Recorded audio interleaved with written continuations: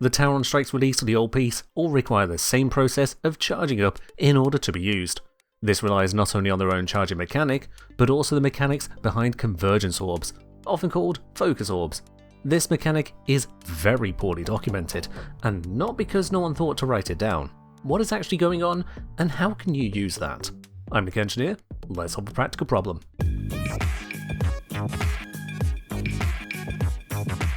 This video isn't sponsored. Instead, you can get more from TheKengineer behind the scenes with Patreon. Follow the link in the video description. Tauron Strikes, these cinematic ultimate abilities unlocked by handing remembered trinkets of abuse to a time-traveling infested nun, are individually powerful and each deserves its own video. But to use them, they need to be fully charged. At base, it takes 5,000 kills to charge one strike. 5,000 kills sounds like a lot, taking over half an hour to achieve even if you're reliably dispatching over 160 enemies per minute, more than 2 per second. But it's not just 5,000 kills. Instead, let's call that 5,000 points to account for anything other than murder mana. Once you reach 5,000 points, you can use your Tauron Strike, then resetting it to its initial charge. Initial charge comes in the form of the Impazu Shoal mod and the Zidane Ashia Arcane.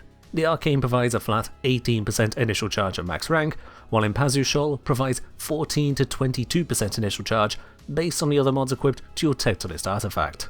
Each 1% initial charge is simply 50 points, which means a maxed out initial charge of 40% is 2,000 points.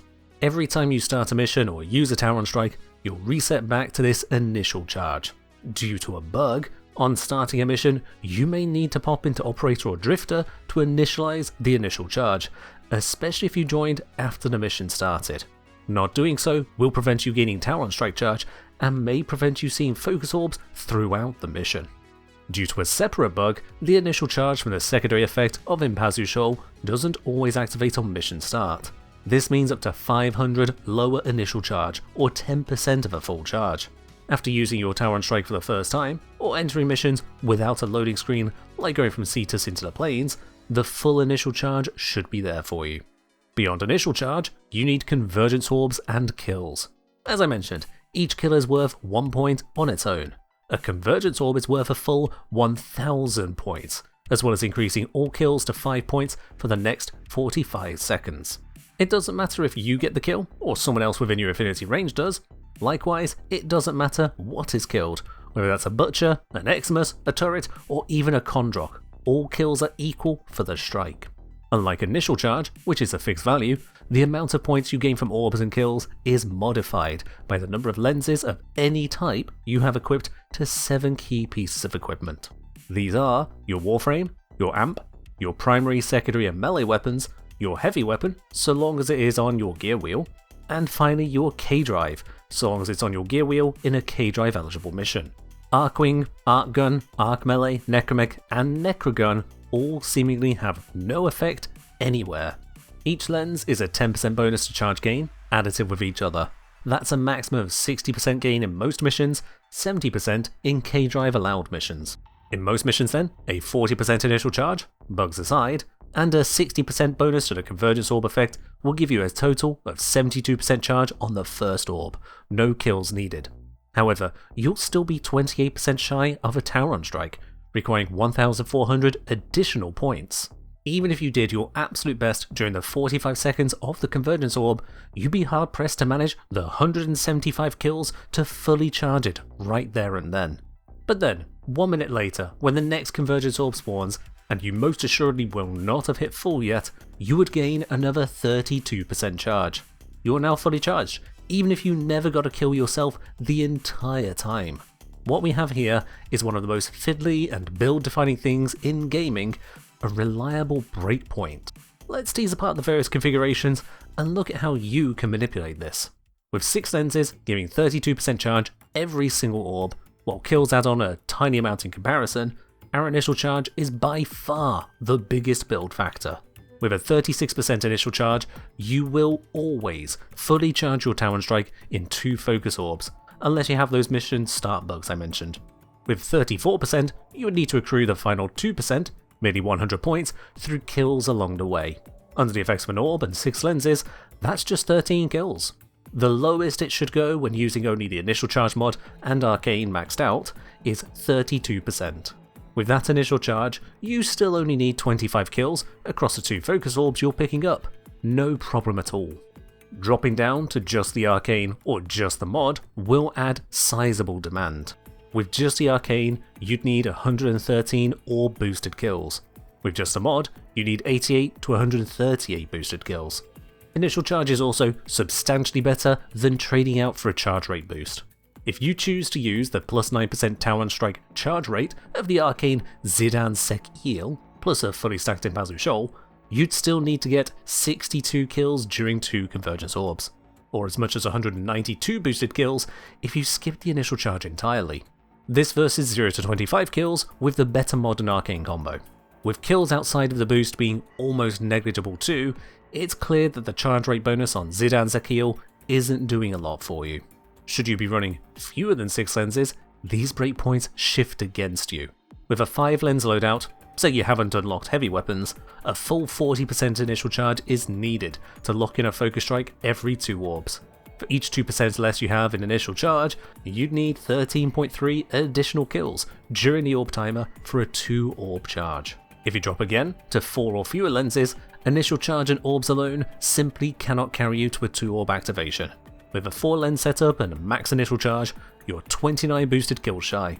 3 lenses, it's 62 kills, 2 lenses, it's 100 kills, 1 lens, and it's now 146 kills needed during the 2 45-second buff windows.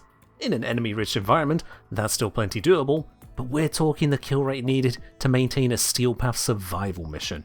Most missions are not so densely packed, and the chance of you reaching full charge in 2 orbs dwindles. However, in collecting 3 orbs, plus 34% initial charge, you have a full Tauron Strike charge with just 1 lens equipped and no killing at all, except the kills needed to trigger orbs to spawn. So we've got these breakpoints on either side of 2 to 3 orbs per strike. Either you invest well and can lock in a strike every 2nd orb, run cheaper and get a strike usually in 2 orbs if you keep up the kills, or run low and get a strike every 3rd orb. If you skip initial charge, opting for different mods and arcanes, a full charge takes 5 orbs with 1 lens, down to 3 orbs with 6 lenses if you also get 25 boosted kills. There's no right answer on what setup to pick, though given that focus lenses are very accessible, chucking them onto your most used gear for faster Tauron charging is just something you should work towards. It's no different than getting those final ranks on 10-pip mods for more power across all your builds forever. Skipping Convergence Orbs is easily the single most ruinous action as far as a Tauron Strike is concerned. Not only do you miss out on 1000 points of charge, modified by a lens count, but you also miss out on boosted charge for the next 45 seconds of kills. In a 100 kill per minute mission and 6 lenses, that's 41.6% charge you'd be missing for skipping 1 orb. There is one caveat to all this. If you cast a Tauron Strike while the bonus from an orb is active, you can then begin recharging at that boosted rate. Combining this with initial charge and another orb later on, you can recharge your Tauron Strike after picking up just 1 additional orb this way, rather than waiting for the 2nd spawn after casting. I ran a solo survival mission for 25 minutes and managed to cast my Tauron Strike 15 times over. That's an average of 35 strikes an hour. If an orb spawns every 1.5 minutes, and you have maxed out lenses and an initial charge, then a kill rate of 107 kills per minute can grant 2 Tauron Strikes for every 3 orbs collected. Taking the same approach to a public fisher, over the course of 10 minutes I cast my Tauron Strike. Never. A Convergence Orb never spawned. At this point of planning the video, I was intending to go into how you can optimize your gains and reliably stack Tauron Strike buffs, especially in a full squad. In fact, I ran a live stream with a dedicated squad to chain Tauron buffs permanently, but it didn't work. What I actually discovered over many days of testing is that Convergence Orbs are exceedingly inconsistent. Here's what I've unearthed. Convergence Orbs will spawn in the same location for everyone. However, not everyone can see them. Someone who joins a mission after it starts will likely, but not always, be unable to see the orbs. Only if that person switches to Operator or Drifter will they see future orb spawns. Convergence Orbs are marked both on the minimap and typically with a HUD waypoint, but not always. It's unclear what factors can cause the waypoint to just not show, though someone not picking up an orb did seem to make this bug happen more often, but not always. Convergence orbs have a combination of a hidden timer and a hidden activity requirement in order to make them spawn. The longer it has been since the orb buffs timed out, the lower the requirement to make a spawn happen. This is entirely invisible to the players, with the required kill rate usually achieved, but not always, by just one person being very active with their kills. Convergence orbs being picked up late by other players will likely, but not always, delay the respawn for everyone else. By picking it up late, or not at all, one player impacts everyone's gains most of the time. Convergence orbs tend to spawn when an enemy could spawn, similar to Acolyte spawning mechanics. This is usually, but not always, when an enemy dies, triggering the game to spawn new ones. I have also had an orb spawn on its own at the start of a disruption round, when a new round of enemies spawned in too. You may notice orbs appearing as you approach new areas of enemies, especially on larger maps. Convergence orbs might be delayed in spawning then by a mission having downtime on spawning enemies. Defense missions, ones with moving objectives in particular, can be affected by this, causing noticeably longer respawns of the orbs versus a mission like Survival. Convergence orbs will be yellow if you've not hit your focus cap for the day, and blue if you have, except not always. Reaching the focus cap will switch from spawning yellow to spawning blue, and may even reset the hidden timers and conditions for the next orb to spawn, but not always.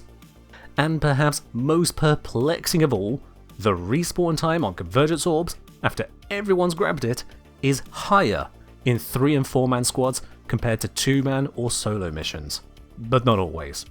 Timing these orbs and attempting to draw reliable uptime values from them outside of specific solo missions has proven to be an exhausting rabbit hole of inconsistency. Whatever moving pieces there are, whatever variables involved, there's enough weirdness to make it genuinely opaque. But for you, the player, in any given mission, I can still give you some general guidance. Convergence orbs will spawn if you have 1 or more active lenses. They will spawn in the same place as everyone, and you can even hear other people picking it up if you're nearby. Picking it up as soon as possible, even if you aren't using the Tauron Strike yourself, will be beneficial to anyone trying to use their Tauron Strike or is otherwise yet to focus cap that day. The faster you kill enemies, the sooner the focus orb will respawn, within its own invisible and unknowable criteria. And largely, the fastest spawn rates seem to be in very high density missions when run solo or in a duo, collecting the orbs the first chance you get. You may be able to stack an average of 35 Tauron Strikes per hour in your own well-optimized mission, giving as much as 23 minutes per hour of Nigel's Vortex sharing damage across all enemies in range. In a squad, you'll likely find the delayed spawns bringing this down. How much will depend on the many inconsistent factors I've outlined. There's no lower limit on strikes per hour if things really bug out, though a bug-free yet inefficient random squad may see you cast around 12 to 15 strikes per hour if you use the appropriate lenses and initial charge equipment. In short missions, like Spy and Exterminate, you'll usually get 0 to 1 cast before the mission is over. Tauron Strike charging is a bit of a messy process, almost entirely as a result of relying on Convergence orb mechanics. For best results, take the time to get 6 focus lenses and equip maximum initial charge. This lets you get the most out of the many hours spent unlocking these 5 strikes. If you don't, then I hope the mods for amp damage are worth it. I will admit, this is not my favourite way to conclude a video, but that's what happens when a problem becomes more than a little impractical. In any case, if this guide has helped you, give it a like, and join up on Patreon for even more from the channel too. And as always, charge up a strike, cast as you like, and fight well, Tenno.